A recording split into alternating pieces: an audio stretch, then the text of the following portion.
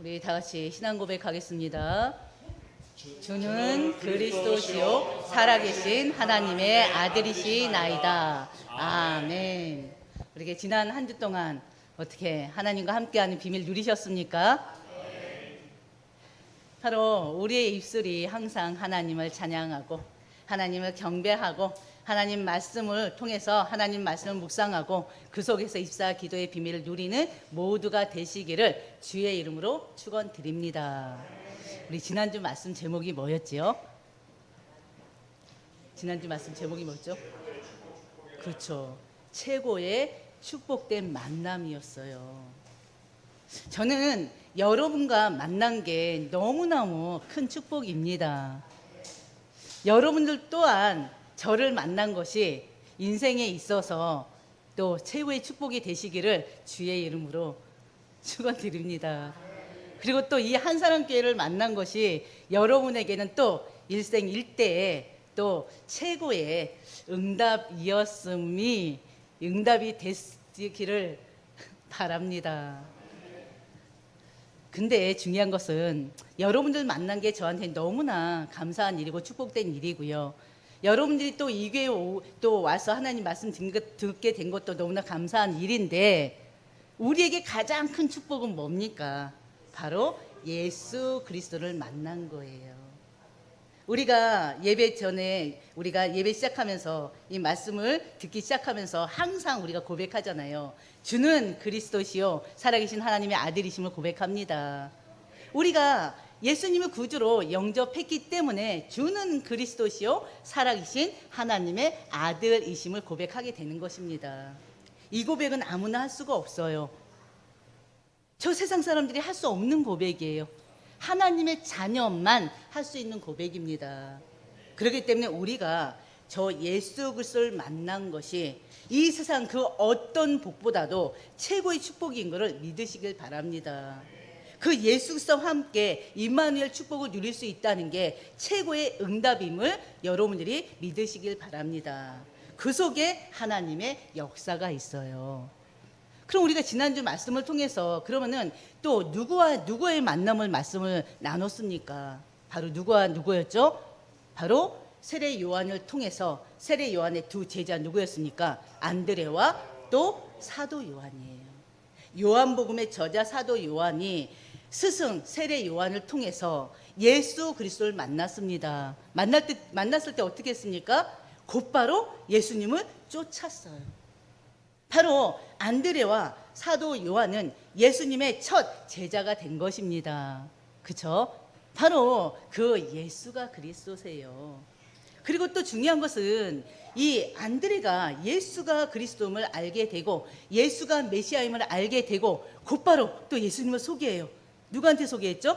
자기 형제 시몬에게 소개했죠. 그렇죠? 시몬이 바로 누굽니까?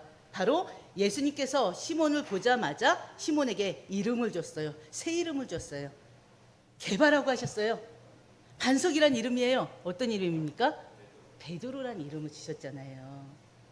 바로 예수님께서는 시몬 네가 반석같이 든든하게 하나님의 교회로 세워질 것을 미리 예언하신 말씀입니다. 바로 우리에게도 하나님께서는 바로 이 베드로에게 행하신 말씀처럼 우리를 하나님의 교회로 세우실 것을 세우시도록 계획하시고 우리를 하나님의 자녀 삼으셨어요. 우리는 하나님의 몸된 교회들입니다. 그렇죠? 우리 안에 성령이 내주하셨어요. 그 성령으로 인해서 우리는 하나님의 교회로서 오늘 하루를 또 매일매일 하나님과 함께 살아가는 것입니다. 그렇죠? 그렇기 때문에 우리가 이 예수님을 만난 것을 예수님을 만남으로 인해서 저 하나님을 우리가 아버지라고 부를 수 있게 된 것을 예수님을 구주로 영접함으로 인해서 예수님의 영 하나님의 영인 성령이 내 안에서 나와 함께 영원히 함께 할 수 있다는 사실에 감사 찬양하시기를 주의 이름으로 축원드립니다. 그렇죠? 우리가 많은 만남을 갖는다니까요. 태어나서 부모를 만나고요. 형제들을 만나고요. 또 친구들을 만나고요. 스승들을 만나고요. 다양한 사람들을 여러 곳에서 만나게 됩니다. 근데 지난주에도 얘기했던 것처럼 누구를 만나느냐에 따라서 내 인생이 달라진다니까요. 누구를 만나느냐에 따라서 그 삶이 불행한 삶이 될 수도 있고 행복한 삶이 될 수 있다니까요. 행복한 삶은 천국의 삶이요, 불행한 삶은 지옥 생활 아닙니까? 그렇기 때문에 우리가 정말 누구와 함께 있느냐, 하루 24시간 누구와 함께 보내느냐, 그건 너무나 중요한 거예요. 우리가 TV도 봐요. 또 세상 음악도 들어요. 그렇죠? 많은 또 뉴스들을 봅니다. 근데 중요한 거, 그런 모든 것들이 또 내가 복음을 누리는 데 있어서 절대 어떤 장애물이 돼서는 안 됩니다. 복음을 누리지 못할 정도로 잡혀버리면 큰일 나요. 복음보다 더 관심 있고 복음보다 더 앞서지면 큰일 납니다. 왜요? 그것들이 결국에는 나를 하나님께로 더 가까이 더 깊게 들어가지 못하게 만드는 장애물이 되기 때문에 그렇습니다. 그렇기 때문에 여러분들이 24 하나님과 함께 24 세밀히 말씀으로 함께 하시길 바랍니다. 우리 어제 찬양 예배 드렸어요. 우리 지하나 전사님의 그 힘 있는 찬양 인도를 통해서 기도하면서 찬양하고 기도하면서 찬양하면서 얼마나 많은 은혜 누렸습니까?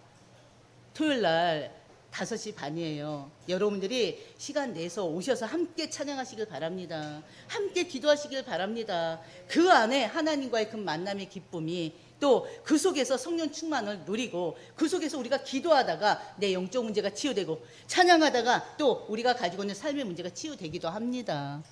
그날은 메시지는 없어요. 찬양하고 찬양하고 기도하고 찬양하고 기도하고. 그래서 여러분들이 또 함께 찬양하시고요. 또 주변에 찬양 좋아하시는 분들, 노래 좋아하시는 분들, 세상 노래 좋아하시는 분들 함께 오셔서 찬양하면서, 야, 세상 노래보다 이 하나님을 찬양하는 게 또 이런 기쁨이 있구나, 이런 평안과 이런 안식이 있구나, 그걸 또 알려주시는 여러분들 되시기를 주의 이름으로 축원드립니다. 오늘 말씀의 제목이 뭘까요? 오늘의 말씀의 제목은요, 예수 그리스도를 믿는 믿음이에요. 바로 우리는요, 하나님의 은혜로 말미암아서 예수님을 구주로 영접함으로 하나님의 자녀가 됐습니다. 그렇죠? 여기서 하나님의 예수님을 영접하지 않았는데 하나님의 자녀 된 사람이 있을까요? 아무도 없어요. 여러분들 다 예수님을 구주로, 나의 주인으로, 내 인생의 주인으로 영접한 하나님의 자녀들입니다. 아멘. 보세요. 예수님을 우리 인생의 구주를 영접하는 기도를 할 때 우리 속에 하나님이 약속하신 대로 하나님의 영이 내게 임하시는 거예요. 영접이란 뭡니까? 예수 그리스도께서 눈에 보이지 않게 성령으로 나와 함께 하시는 거예요. 그렇죠? 성령은 죄송합니다. 우리 한 번만 봐주세요. 제가 소개를 안 했네요. 이 말씀 중에 소개하는 건 참 그러는데 3년 만에 지금 한국에 들어와서요, 한 달 동안 있게 되는 강현아 청년입니다. 지금 이제 우리 하은이가 매주 보던 사람이 아니고 새로운 사람이 있으니까는 도대체 누구지 하고 옆에서 계속 서 있는 거예요.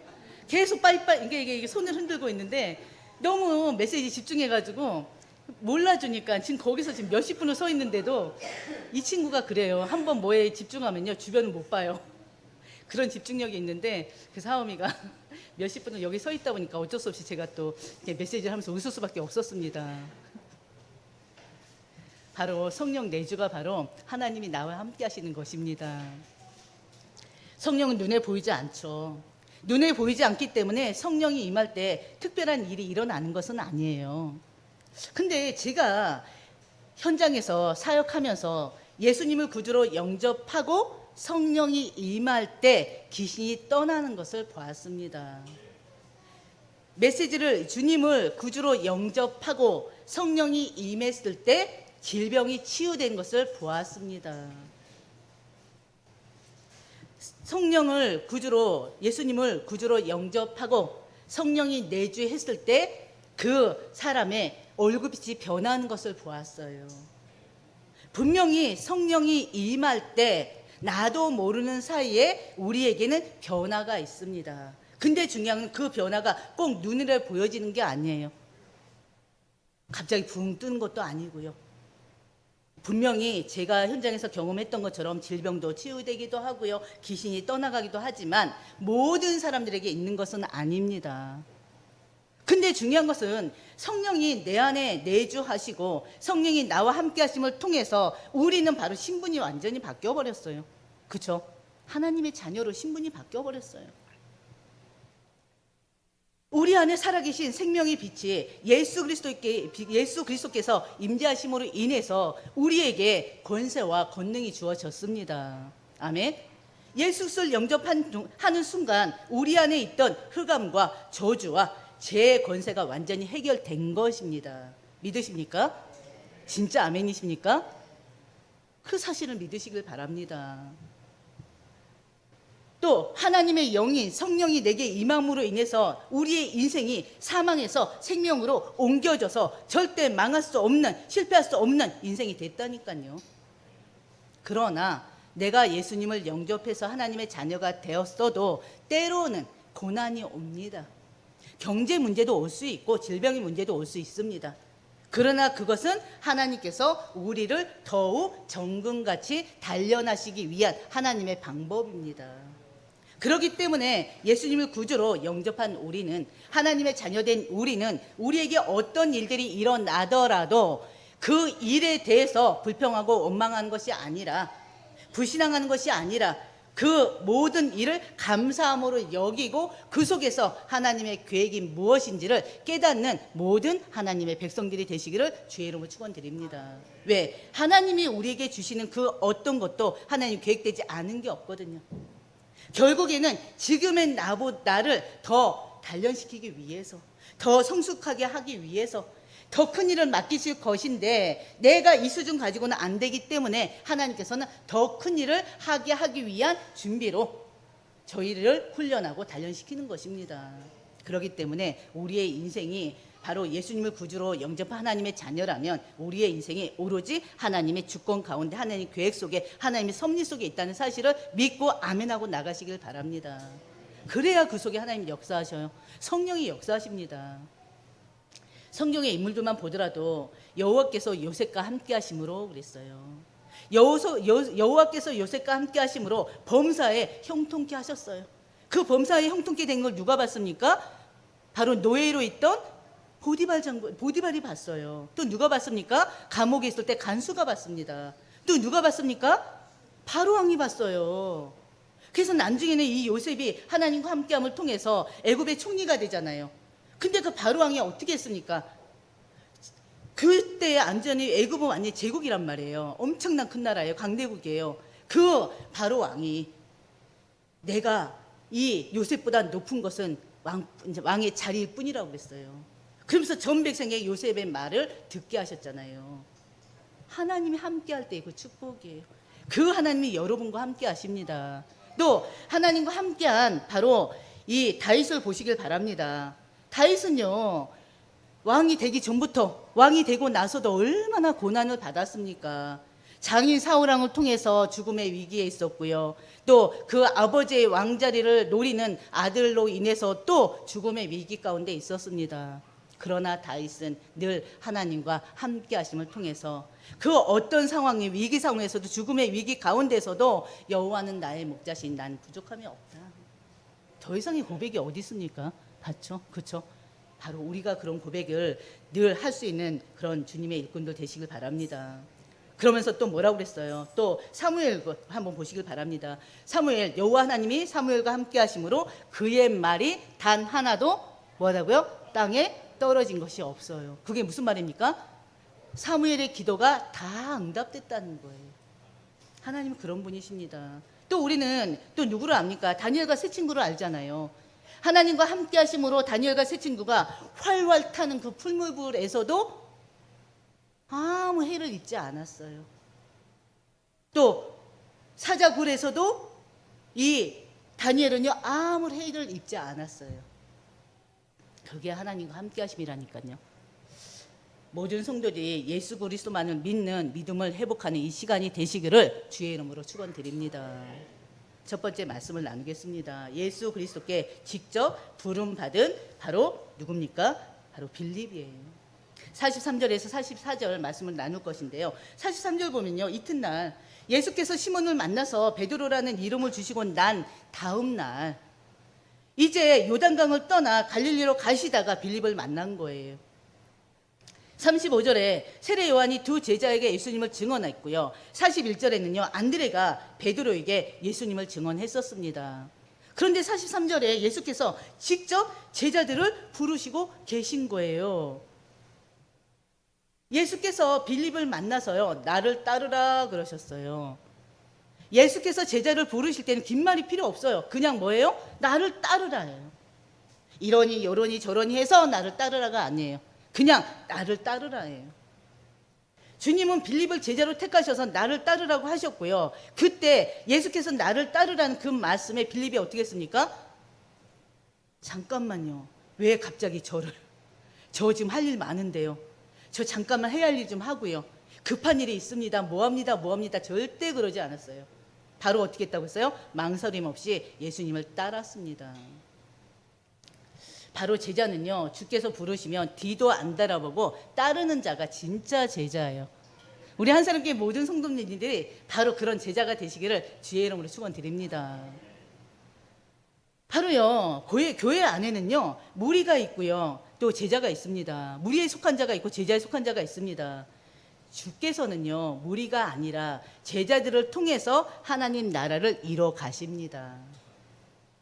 예수님의 모든 관심이 오로지 제자에게 있습니다. 예수님은 공생의 첫 시작을 제자 세우는 것부터 지금 시작하고 계시는 거예요. 예수님을 따르는 사람 중에는요. 무리에 속한 자가 있고 제자들이 있다니까요.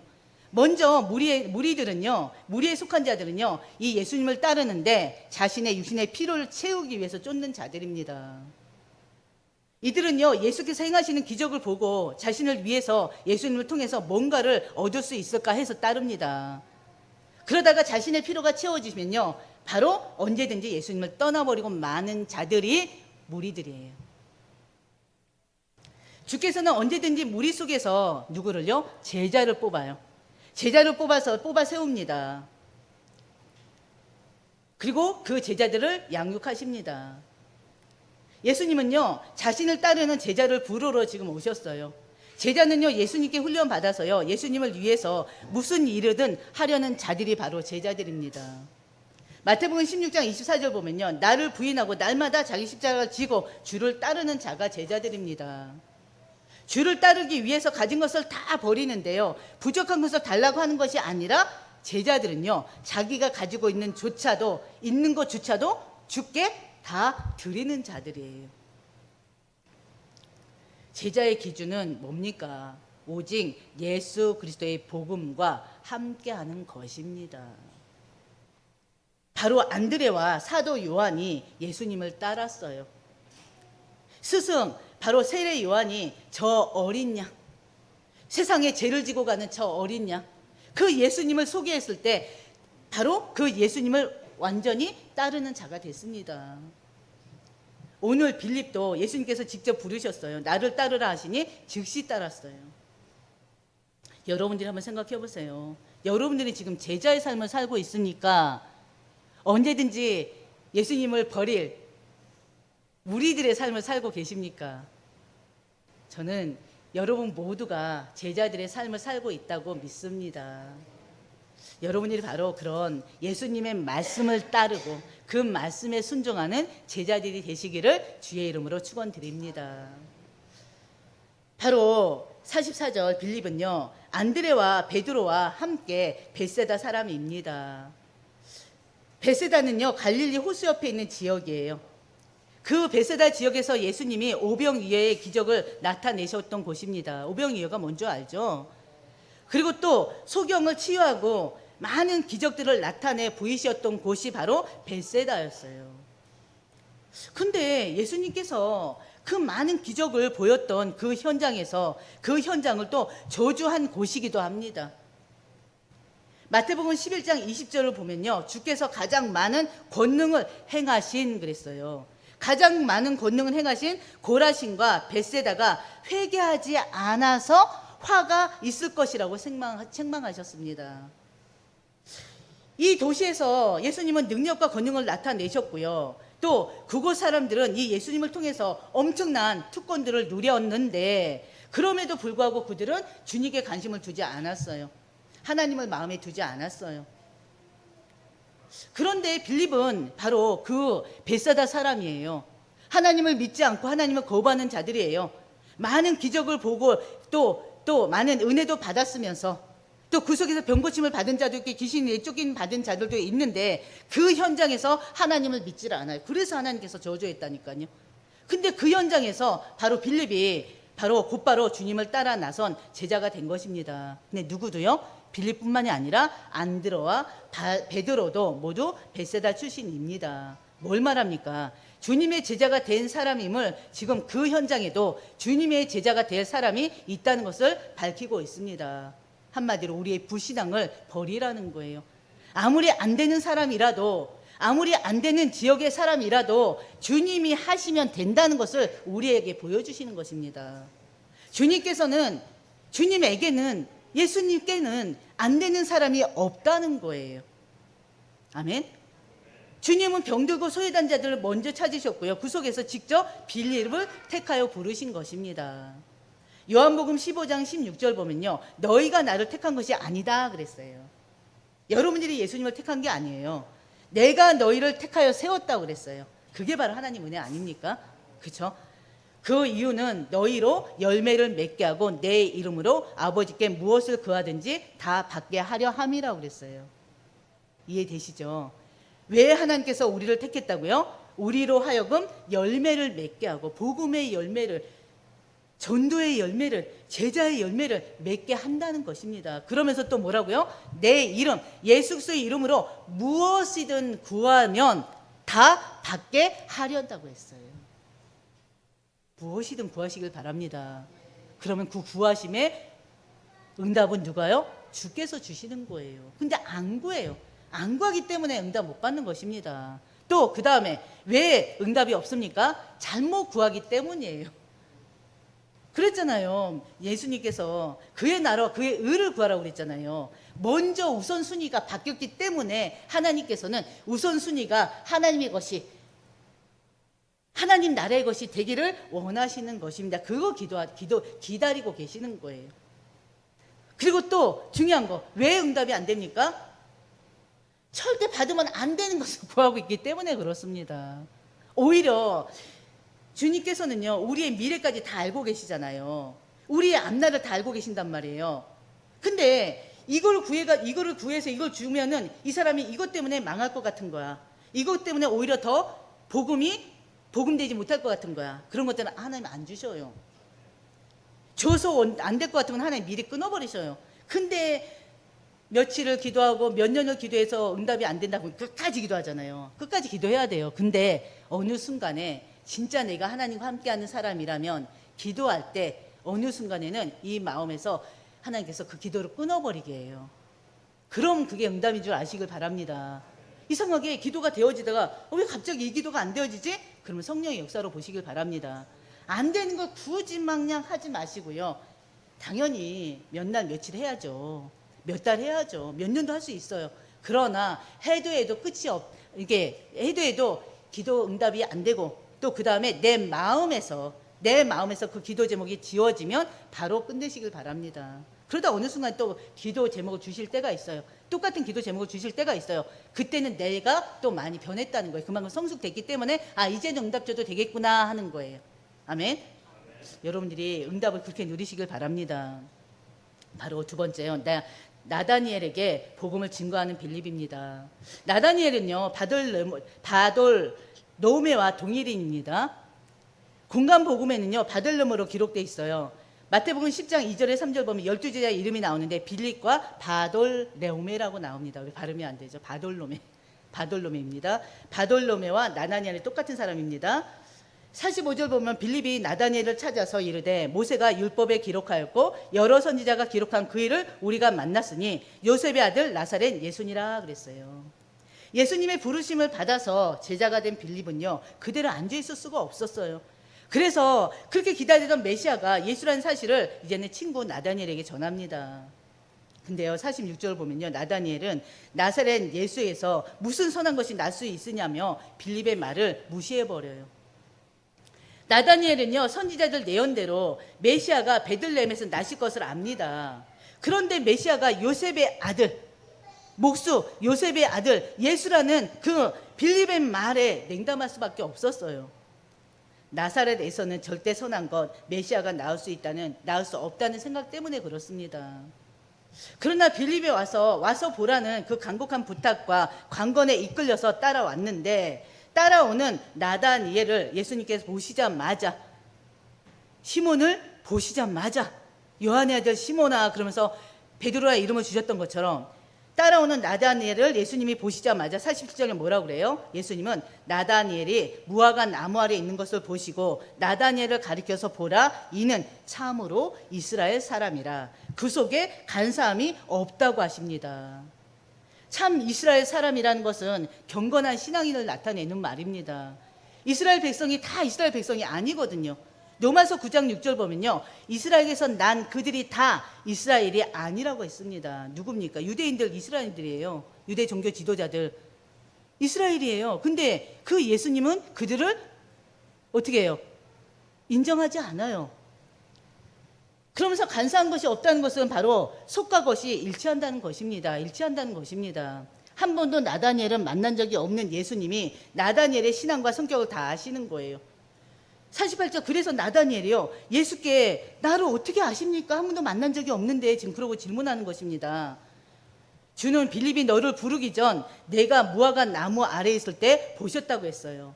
유대인들에게 무화과 나무는요, 평화와 안정과 안식과 예배를 상징한다고 합니다. 거기서 나다니엘이 메시아에 대한 소망을 가지고 기도하고 있었어요. 자신의 모든 것을 알고 계신 주께 나다니엘의 마음을 하나님께서 깨트려 버리신 것입니다. 우리가요, 예수께 나올 때 나다니엘을 보신 주께서요, 우리들도 보고 계십니다.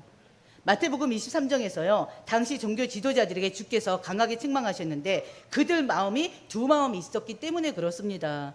외식하는 자들이라고 얘기했잖아요. 회칠한 마음을 가진 자들이라고 했잖아요. 그게 무슨 말입니까? 겉은 아름다운데 속은 더러운 것이 가득하자 이거예요. 그런데 나다니엘에게는 참 이스라엘 사람이요, 간사한 것이 없다고 하셨습니다. 우리의 마음이 그러시면 안 돼요. 우리의 중심이 바로 나다니엘 같은 그런 마음이 돼야 됩니다. 간사함이 없어야 돼요. 이중만 가지면 안 돼요. 49절, 나다니엘은요, 라비여 당신은 하나님의 아들이시오, 당신은 이스라엘의 임금이로소이다 라고 놀라운 고백을 해요. 나다니엘이 무화과 나무 아래에서 만난 분은 하나님 외에는 없습니다. 기도 속에 있었으니까요. 그런데 그 만남을 알고 계신 분이라면 이 나다니엘은 당연히 그분이 바로 하나님이신 것을 알게 되는 것입니다. 그래서 당신은 하나님의 아들이라고 신앙 고백을 하고 있는 것입니다. 당신은 바로 메시아입니다. 고백하는 거예요. 빌립과 나다니엘은요, 성경이 예언한 메시아를 예수로 온전히 받아들입니다. 세 번째, 자신을 직접 증거하시는 예수 그리스도이십니다. 50절, 무화과 나무에서 보았다는 말로 인해서 예수가 메시아임을 믿게 된 나다니엘에게 주께서는요 더 큰 일을 보게 될 것을 말씀하십니다. 더 큰 일이 뭘까요? 예수님이 공생에 하실 일들을 보게 될 것이라는 거예요. 우리가 예수님을 믿게 되면 절대 그 믿음으로 끝나지 않는다는 말씀입니다. 예수를 믿는 믿음으로 놀라운 세계를 우리가 경험하고 체험하게 될 것을 말씀하시는 것입니다. 우리 원단 말씀처럼 요한복음 11장 40절, 내가 믿으면 하나님의 영광을 보리라, 그 말씀을 하시는 거예요. 하늘이 열리고 하나님의 사자들이 인자 위에 오르락 내리락 하는 것을 보리라는 것입니다. 우리가 이미 말씀에서 확인했던 것처럼 예수님이 세례 요한에게 세례를 받으실 때 하늘이 열렸어요. 이적과 죄로 인해 막혔던 하나님과 인간관계가 예수 그리스도로 인해서 완전히 열려진다는 것입니다. 하나님의 사자들이 인자 위에 오르락 내리락 한다는 것은 하나님과 예수 그리스도 사이에 끊임없는 영적 소통이 계속 된다는 것이에요. 하늘이 열리고 하나님과 인간관계가 온전히 회복될 것을 말씀하는 것입니다.